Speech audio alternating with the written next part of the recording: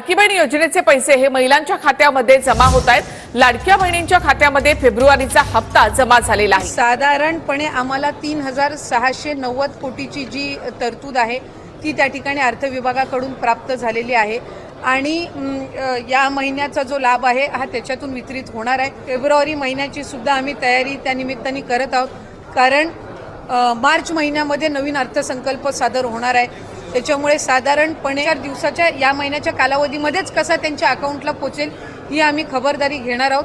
February महिन्याचं नियोजन सुद्धा आम्ही त्या पद्धतीनं करत आहोत आणि अर्थसंकल्प सादर झाल्यानंतर त्यावेळेला सुद्धा प्रत्येक महिन्यामध्ये कुठेही खंड पडता कामा नये या पद्धतीची आम्ही उपाययोजना विभाग म्हणून घेत आहोत। सुरुवात ही आम्ही करत आहोत आणि त्या संदर्भातलं जे आर्थिक नियोजन आहे ते सुद्धा अर्थ विभागाकडून आम्हाला महिला व बालविकास विभागाला प्राप्त झालेला आहे। त्याच्यामुळे लाडक्या बहिणींचा जो त्याचा लाभ आहे हा साधारणपणे आज त्याची वितरणाची सुरुवात होईल आणि 3 ते 4 दिवसाच्या त्या कालावधीमध्ये ज्या महिला लाभार्थी आहेत त्यांच्या खात्यावर तो लाभ जमा होईल।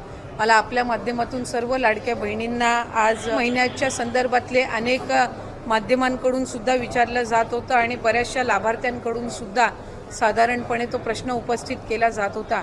त्यामुळे दर महिन्याला आपण महिना संपायच्या आत तो लाभ त्यांच्या अकाउंटला देत असतो। त्यामुळे या महिन्यामध्ये सुद्धा तो लाभ त्याची वितरणाची सुरुवात ही माननीय मुख्यमंत्री देवेंद्रजी फडणवीस साहेब, उपमुख्यमंत्री एकनाथजी शिंदे साहेब यांच्या सूचनेनुसार आम्ही करत आहोत।